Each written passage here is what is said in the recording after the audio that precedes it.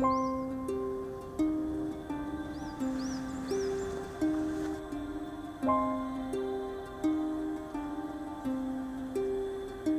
is a scene. Everybody was there. You have CEOs from some of the biggest companies in the world, heads of state, the president was there. I don't remember anyone taking coronavirus seriously.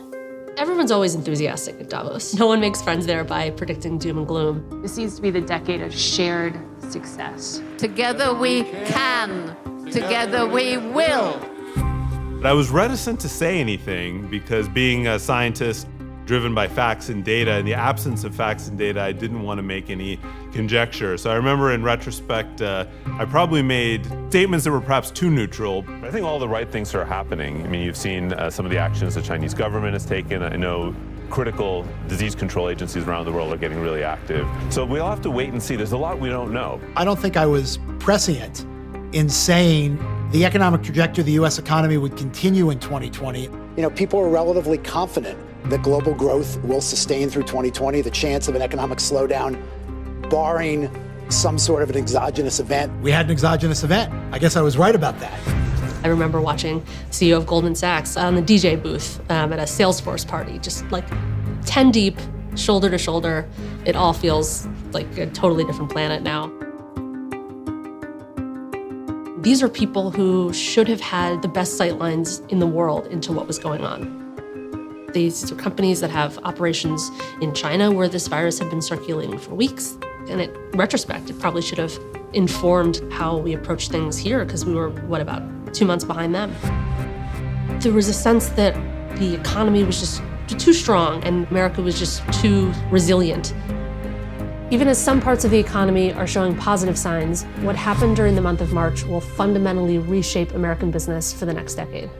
March started on a very high note, and it ended with the economy just in complete tatters. In that 31 days where just everything changed.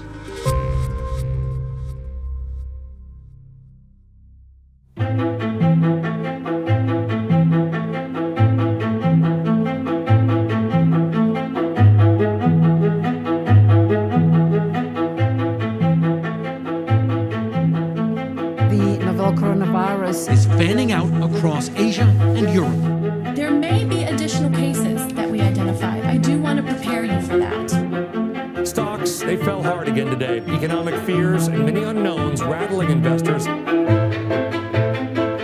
All non-essential businesses shall close their physical workplaces.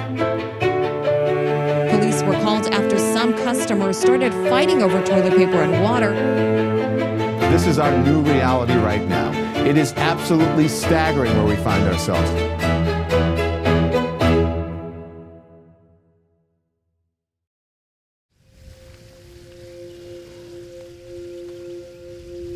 Looks like an N95. How'd you get that? Happy to do it. Happy to do it. I want to be able to go back and look at it for posterity's sake.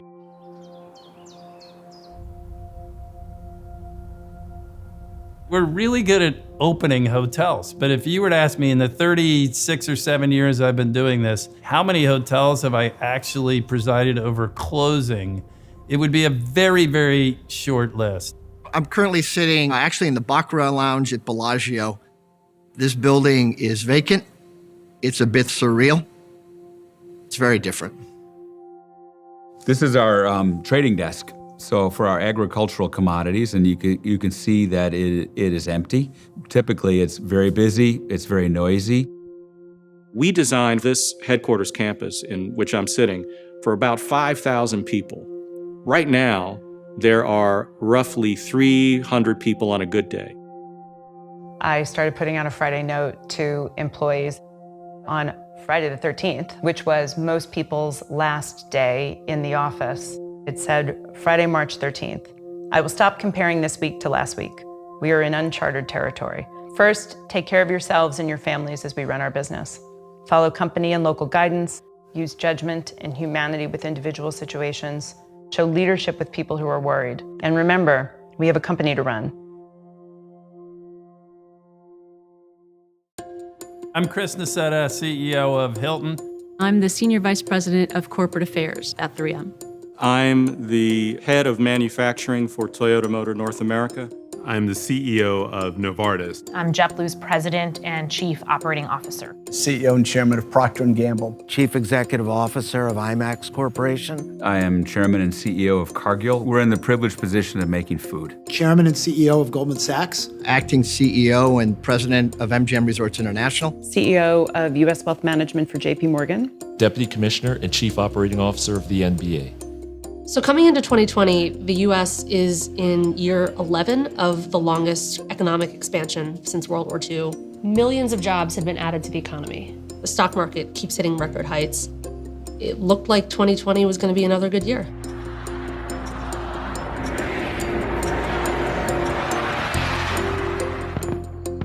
The New Year's going into 2020 felt like any other New Year's. We were 7 months into our fiscal year, and things were going well.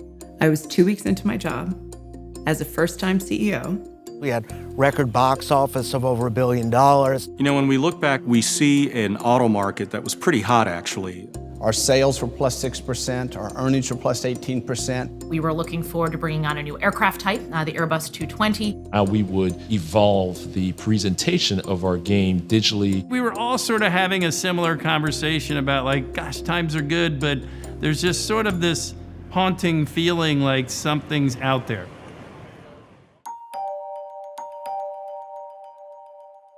The pandemic showed that that strong economy, that it was thin. It was a veneer of strength in that companies were profitable, making a lot of money, and unemployment was low. But it really exposed these weaknesses where wages had not really moved. People are not, by and large, wealthier than they were 10 years ago. The jobs that we saw grow the most tended to be of the alternative variety, where there's contingent work, part-time work, independent work, gig work, and that also brought with it a certain amount of, fragility. Companies have spent trillions of dollars over the last decade buying back their own stock and paying dividends. Profits were growing, but you might have worried about, for example, the rate at which companies are not reinvesting into their businesses or into the economy. The classic case of, a lot of short-term orientation without kind of big investments into the future. The modern economy, it's powered by technology, and it's this just-in-time, it's perfectly efficient. And in some ways it is, and in some ways that's been really good for consumers in particular. But the flip side of efficiency is resiliency. There's no fat baked in, there's no cushion for when things get bad.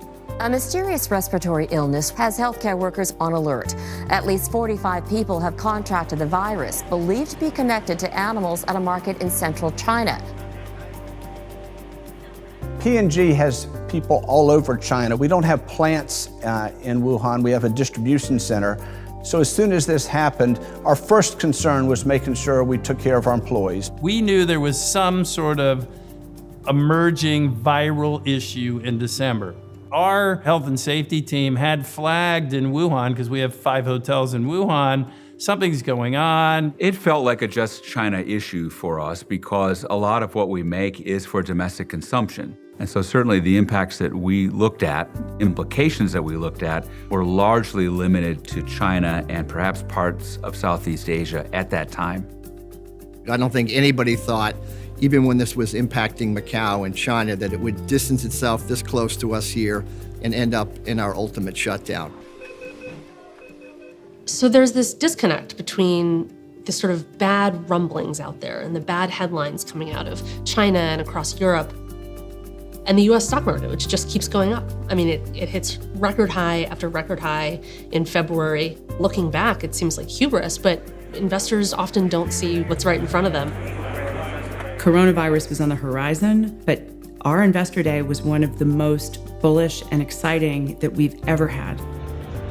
I remember talking to a very, very prominent investor Super Bowl weekend down in Miami, where we had a discussion where both of us said, boy, it seems like there's a lot more risk in this virus becoming a bigger issue than the market's pricing in.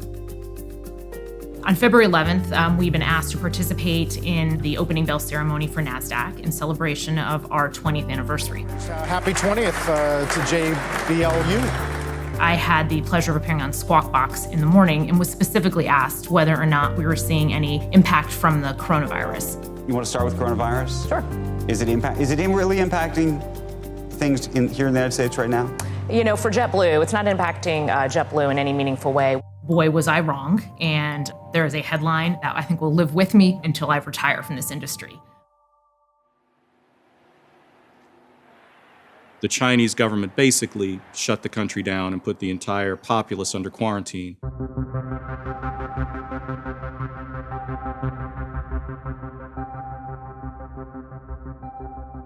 Now that had an immediate impact on Toyota's operations there. We couldn't make cars, we couldn't sell cars. We have over 700 screens now, which is 1% of the screens in the country. And Chinese New Year is the biggest film-going week for us of the year in China.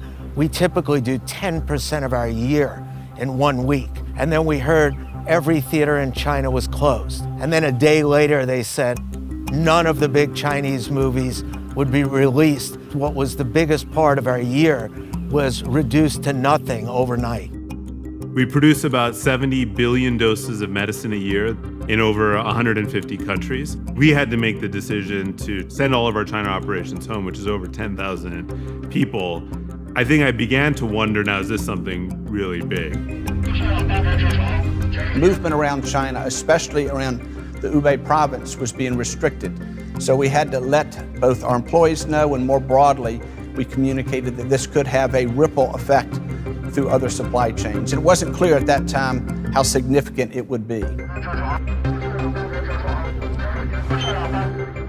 We started having meetings almost every other day to really understand how do we pull together the right teams, assessing the demand, the supply chain challenges. We worked together from everything from sourcing, making sure that we had the critical raw materials available in order to be able to manufacture respirators, gearing up the equipment so that we could run 24/7 everywhere around the world. By the end of February, we had mobilized a crisis management team. I was meeting with my CFO on a regular basis, thinking very long and hard about liquidity. We were modeling every weekend, looking at these numbers that I think look horrific. It looked like nothing I've ever seen, only to be outdone by the numbers I saw the next weekend, which only got outdone by the numbers I saw the following weekend, as it went further and further into the abyss.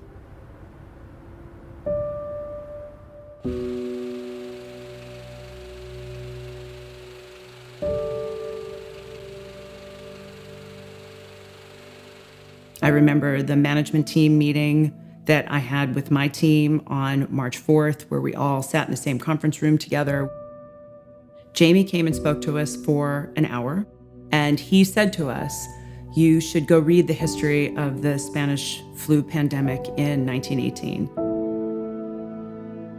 It was an early brush fire in the spring, summer of that year. It kind of went away, and then in the fall it came back, and it killed 50 million people."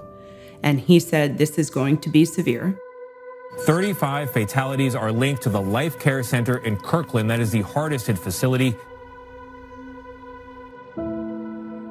When I saw pictures of that nursing home outside of Seattle, where families couldn't get to see their family members inside the nursing home because the virus had essentially taken that facility over, the heartbreaking pictures of people with their noses pressed up against the window to try and communicate with their loved ones, that struck home with me.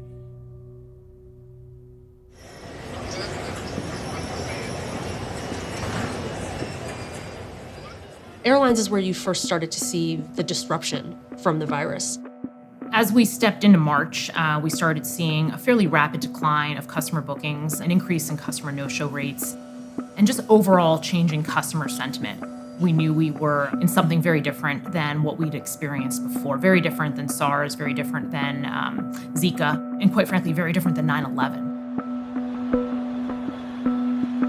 Our occupancy so quickly from the third week in February to the first week in March almost fell in half in some of our luxury brands. But it was really where our group business was because of the international visitation that was impacted. That time was a hectic time early in March. government started putting restrictions on large gatherings. That's when we started in that early March timeframe really thinking about we may have to play games without fans. I sat down with my CFO and I said to him, if the world shuts down, what do our financials look like? What's our burn rate? How do we stop spending money?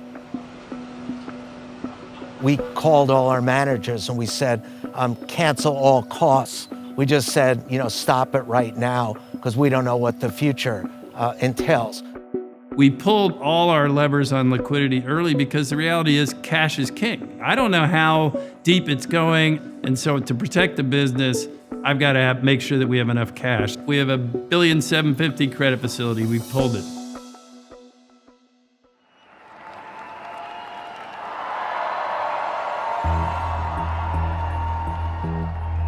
I think this event for us and the realization of probably where we were going hit the weekend of March 8th, 9th, and 10th. We were fortunate. We were hosting 15,000 people for a UFC fight. We had Bruno Mars at the Park Theater. But the reality was, over at Mirage, we were hosting a women's leadership conference. One of the guest speakers was sick and had contracted COVID-19. A guest speaker at an event of scale, about 800 or 900 ladies, was in VIP receptions, went to several restaurants, went to several shows, met many people, shook a lot of our employees' hands. It became a little daunting in the thinking about how are we going to handle this going forward. Perfect. That was the change. I can't do anything, I'm frozen. I can't do anything, I'm frozen. When investors do finally pull their head out of the sand, they do it really quickly, and the market starts to tank fast. So on March 9th, the market barely gets open. Trading has stopped because trading has stopped. Stocks fall so fast that it triggers what they call a circuit breaker, which is basically a timeout. It was put in place after the 1987 crash, and it's basically an automatic halt. Everyone go back to your corner, think about what you've done, take a deep breath, and we'll try this again in 15 minutes. And it hadn't been triggered in 20 years. It was a sign that people were panicking. Investors were running for the exits, and they couldn't get out fast enough. March 11th, for a lot of people, is the day that this became real, very quickly. We have therefore made the assessment that COVID-19 can be characterized as a pandemic. To keep new cases from entering our shores, we will be suspending all travel from Europe to the United States for the next 30 days. On March 11th, we had a board meeting. And the topic of that board meeting was how we were going to deal with the coronavirus. There was an understanding that, yes, we might actually have to play some games without fans. And at the time, it seemed unthinkable. And then, of course, that night is when we got our first confirmed positive with Rudy Gobert. And we knew right then that we had to suspend the season. The game tonight has been postponed. You are all safe. And take your time in leaving the arena tonight and do so in an orderly fashion. What brought a lot of that home for people was that they watched it happen in real time. There's still games happening. This is crazy. This can't be true. I mean, it's not within the realm of possibilities. It seemed more like out of a movie than reality. And then very quickly, people are looking back at a press conference that Rudy Gobert had given where he makes a joke out of the whole thing and is touching all these microphones. It just starts to sink in that, this is not a joke. I remember thinking, I wonder what they're going to talk about on ESPN. It's a sports network, and sports are shutting down. And then thinking, we sell food, whether it's ground beef or sweeteners that go into the sodas that are served at these stadiums. What's this going to mean for our customers? And you quickly go to start thinking about second and third order consequences as stadiums and restaurants and places of public gathering start to close. What does that mean for our customers, for their business? What does it mean for our business? And what does it mean for our employees? March 12th was the last day I've been in the office. March 12th also was the day that the market took a severe downturn.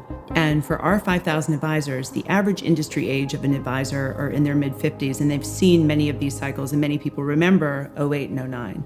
But we also have a number of advisors who are in their 30s, and they don't remember 08 and 09, and that likely was the worst day of their career, and they hadn't seen volatility like that. We also have a number of clients who had probably never seen volatility like that, first-time investors. I was surprised at how hard IMAX's stock got hit because we were incredibly crushed. Our stock had been trading generally in the $20 range, and it went down to $6 or $7 within a matter of days. When I was allowed, I actually went into the market and I bought some stock, but I thought I would also be sending a message to our shareholders that I believed in the company and I believe we could survive this. March 12th stands out insofar as I was on a flight to Boston visiting with our crew members on a pre-planned trip. The questions being asked changed almost overnight. The questions our crew members started asking were not just about my health, but am I gonna have a job? What's this gonna do to JetBlue? Can we survive this? It all came to a crescendo at that point in time when you realize that this is a much bigger thing than anybody expected. We saw many of our advised clients move and de-risk and get into cash or short-term cash-like strategies. Not surprisingly, particularly our clients who were nearing retirement just wanted to play it safe. The advisors were still going into the branches because we were trying to stay open for our clients as long as possible. Markets were super volatile. People wanted to meet with their advisor. New York State on pause. A statewide order for people to stay at home. We must enact an immediate stay-at-home order today for the state of Illinois. Stay home, stay safe executive order for all Michiganders, and it goes into effect just after. So there's a whole group of companies whose business models just don't make sense when there's a pandemic going on. Bars, restaurants, movie theaters, sports stadiums, casinos, anything that involves having lots of people in close quarters just doesn't work. So those shut down basically overnight. I made a lot of phone calls and I said, we should be leaders in this. Let's not wait. We should be upfront that it's the right message, that we're really concerned about the health and safety of our customers. To be fair to the people I was talking to, blockbusters were scheduled to open soon. They had pre-sold tickets to theaters, and this lunatic is saying, shut down. What happened in the early into middle part of March was we were constantly adjusting to see if we could maintain production. But there was a point in time in that time frame where a number of jurisdictions basically said, we're shutting down. Our pipelines, by design, pretty thin. We don't carry a lot of inventory. That's the Toyota way. Inventory is waste. When our production stopped, it had the impact of almost drying up the typical 90 to 120 days worth of inventory that we might have certainly for some of our more popular models. Now it's much less than that, in ways where we are living hand to mouth to make sure that we satisfy the demand of customers. We got more and more bad news. As you know, the market went to heck. Our occupancies were going down. At one point, our forecast for this building, Bellagio, was like single digit. It became clear to us that we were going to have to close. In this state, we are the largest employer, largest payer of taxes. We are this community's economy. We had made a decision on the 14th to close everything. We notified the governor on Sunday afternoon, and by Sunday at 6 o'clock that night, he had gone here in Nevada on the television and mandated a closure. The most effective course of action is to direct all Nevadans to stay home and for non-essential businesses to close to the public for 30 days. We found ourselves in a close mode. For us, that means about $270 million a month in expenses. It's our burn rate. There was no choice. There was no business. There were no revenues. There was no demand. Even if you've been able to, reduce your workforce, you still have to pay your debt service. You still got to pay utilities and taxes and all of these costs. No business is built for zero revenues. It's just not done. The Dow has its worst single day in history. Just hundreds and hundreds of billions of dollars of stock market value is just evaporating. We were watching changes in markets. We were watching companies borrow more aggressively. And one of the things that we started talking about was there had always been a stigma associated with borrowing from the Fed window. So collectively, the CEOs of the 8 large banks got on a call together and we said, does it make sense for us to all just borrow, a nominal amount to show that we're all in unison, that this is not something that should have stigma, and if it's necessary to keep the banking system, functioning smoothly for our clients, we're all prepared to do it. Hilton is the canary in the coal mine. This is an incredibly well-capitalized, amazing, dominant global company that actually doesn't own many hotels. It just collects royalties, down from like 120 to 50. Okay, it's going to zero. Okay, along with every other hotel company. Bill Ackman is a well-known hedge fund investor. He buys stakes in companies and is pretty vocal about his opinions on them. He has a big position in Hilton, and he went on CNBC and said, among other things, that stock might go to zero. You say Hilton is going to zero? Because no business can survive a period of 18 months without revenue. And as he's talking, the market is just falling and falling and falling, and it eventually triggers another circuit breaker. I think he was trying to make a point, which was people should be taking this COVID-19 thing very seriously because it could have a devastating impact. And the reality is he was right. We saw our revenue go from nearly $20 million a day to, zero and even negative almost overnight. A number of states were putting into place travel quarantines. You had governors and others talking about, flying only for essential travel. In March, our cash burn was about $15 million a day. When you start doing the math, you realize very quickly that there's an endpoint where you just frankly run out of money. And the questions that we had to address to our crew members were, what are we doing to cut costs? Standing down projects, freezing hiring, looking at any lever we could pull to try to reduce our cash burn. It became very apparent that the amount of flying that we were doing was going to have to be reduced significantly. And the operational complexity of doing that is not just limited to changing people's shifts. We have this fleet of over 260 aircraft, and where do you park all those planes? We needed to park them out in the desert.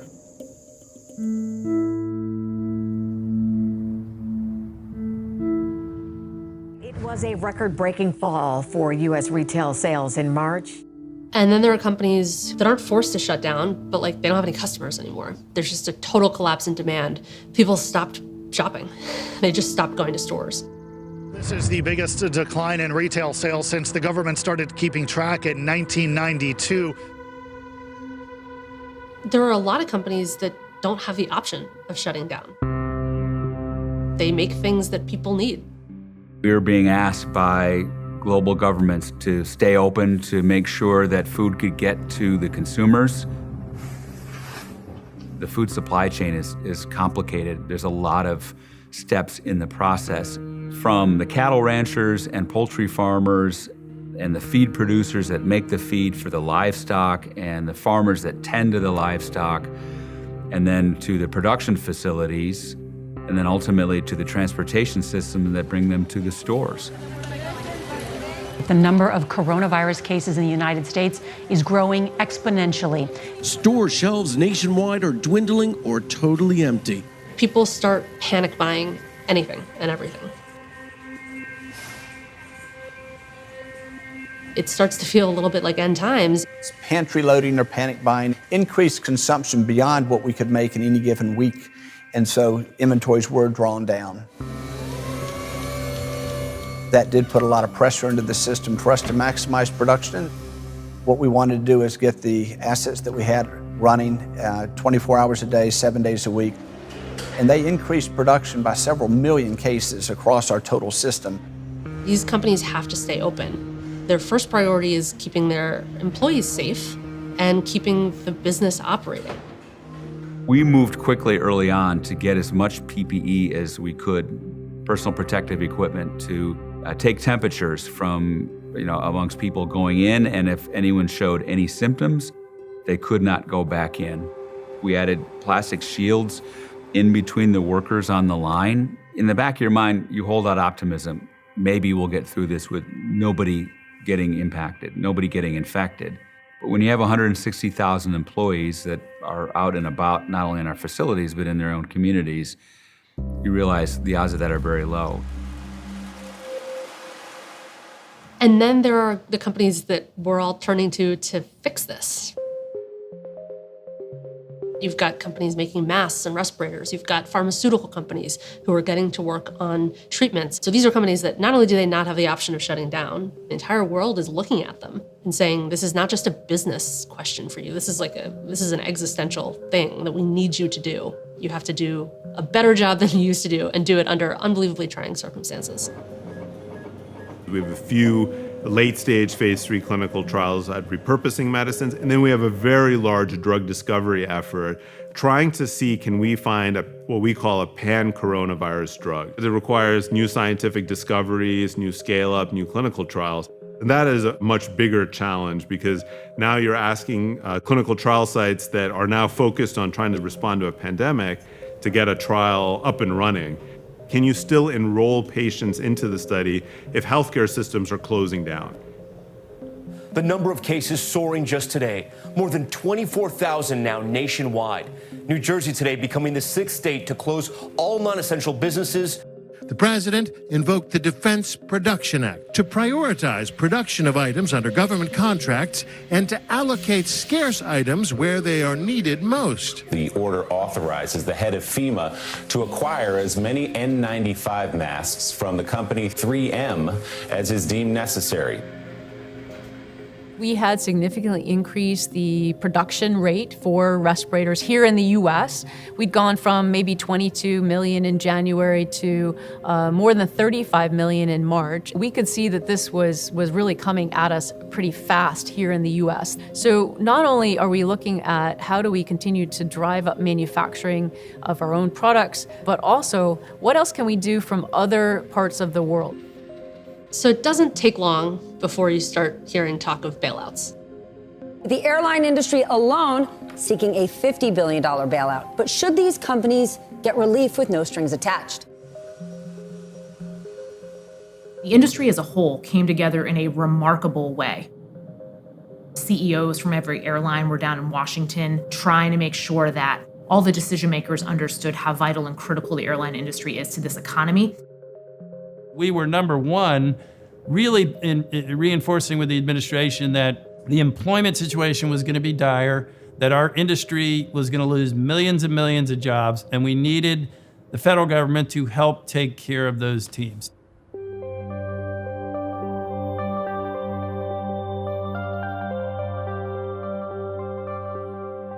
The employees are the ones most hit by this.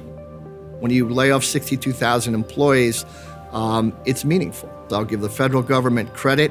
The CARES Act came together fairly quickly. Well, thank you all very much. It's a very important day. I'll sign the single biggest economic relief package in American history, and I must say, or any other package, by the way. So on March 27th, President Trump signs the $2 trillion coronavirus aid package, the CARES Act, into law. This dwarfs any kind of stimulus that was handed out during the 2008 financial crisis. So it includes billions of dollars for airlines, for hospitals, for state and local governments. It has a large small business lending program that's meant to sort of keep paying people who would otherwise have been laid off. This is a massive amount of government spending, and it's meant to put a Band-Aid over this broken economy. Part of what we've had to take a very hard look at is how we make the payroll dollars under the CARES Act work well for us, and really be clear with our crew members about what we expect the future to hold.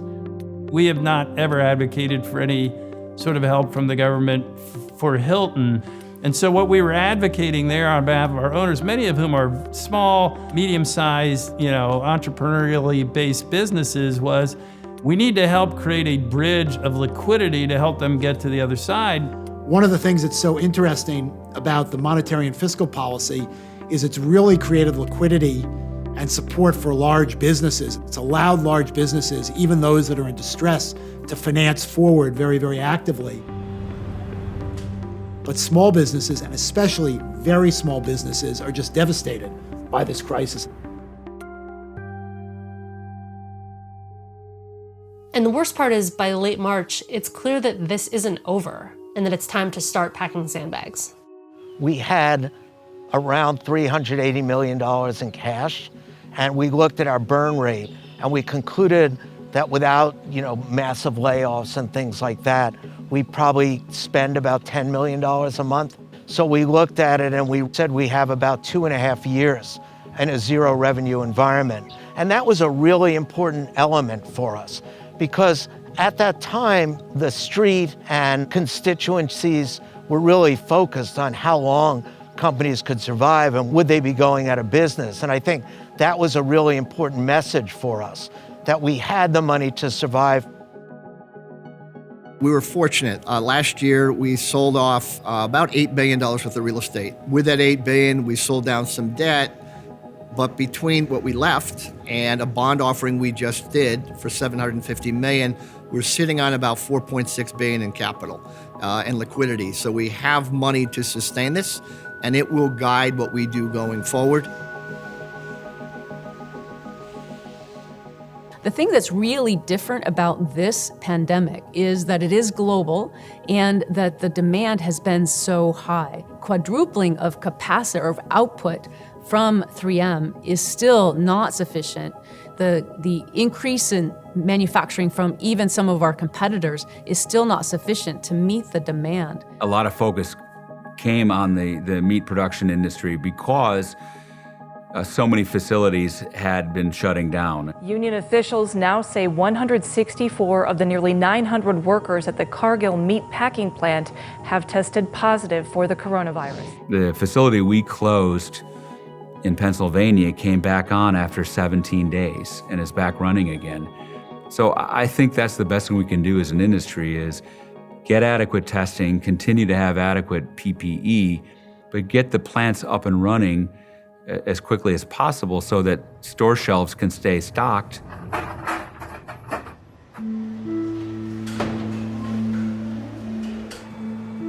There's really no way in a pandemic to keep everyone safe if people have to be gathering, if they have to be working in a factory or working in a retail store. There's always risk. What kept us up at night was figuring out if there was, in fact, a safe and healthy way to return to play. There was no guarantee that you can do it in a 100% safe way. And so this is literally matters of life and death. And so that weighs on you because you don't want to put anybody at risk. That is what makes the weight of these decisions so heavy. We lost in Empire Casino, one of our places back in New York. We lost a horseman. And so it was actually the first death within our family. It just took on a different context from that point.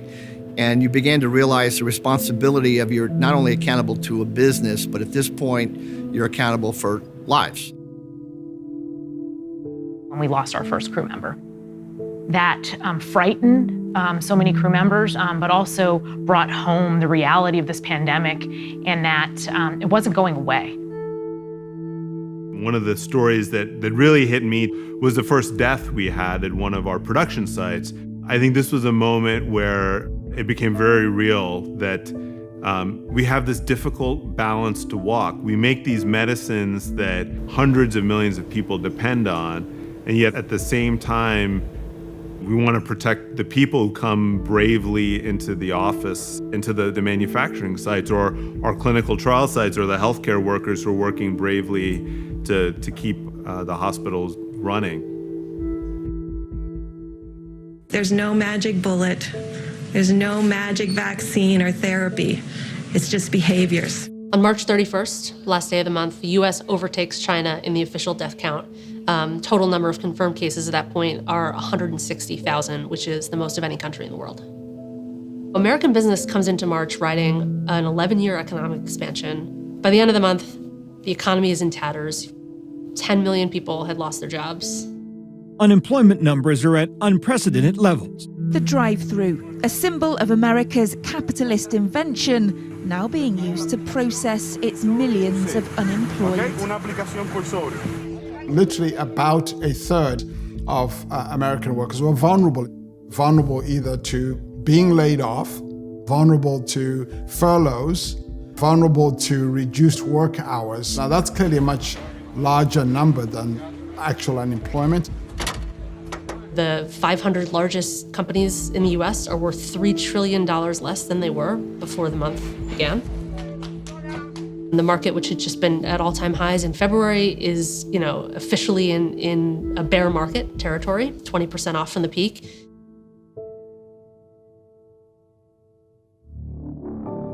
The pandemic closed the book on one chapter for American business. The decade that preceded it was one of the most successful in history, and it ended quickly. That's a lot of whiplash for business to absorb. Given our access to information, because we have such a big footprint in Asia, why did all of us, and by the way, not just all of us, but so many, feel that the chance of this spreading into a global pandemic was low? We all tend to look at things through a lens of the experiences that we've had. The difference is we are much more globally connected from air travel, the way supply chains work, now than perhaps 10 or 12 years ago when SARS and MERS were really taking place. We've seen the market hit record high after record high since March, but there's a lot of rebuilding to do, and companies are now grappling with what kind of foundation they're rebuilding on. What might prove to be features of the economy coming out of this. One is the idea of what do we think of as essential infrastructure, essential capabilities for a company? We've now all rediscovered that, in fact, probably the most essential infrastructure in this moment is actually digital infrastructures. I don't think we're going to see investments in digitization slow down, actually. I think they may continue to accelerate. One of the things that we're thinking about is how do you continue to engage fans? How do you continue to engage people who love your sport, who can't actually be there physically? And this is why technology, I think, and the integration of that technology, those are the kinds of innovations that have come out of this pandemic. I think one of the capabilities that I think companies are going to now have to think hard about and build for, which is how do we build resilience, even if it comes at the expense of some efficiency. The Toyota way of production, including just-in-time supply of parts or rigorous focus on very efficient manufacturing, that's not going to change. What may change within that is how we support our partners, our suppliers, to be resilient in order to provide just-in-time parts and production. It takes, in a place like this, in Bellagio, about 70% normally just to break even. These are large ships, if you will.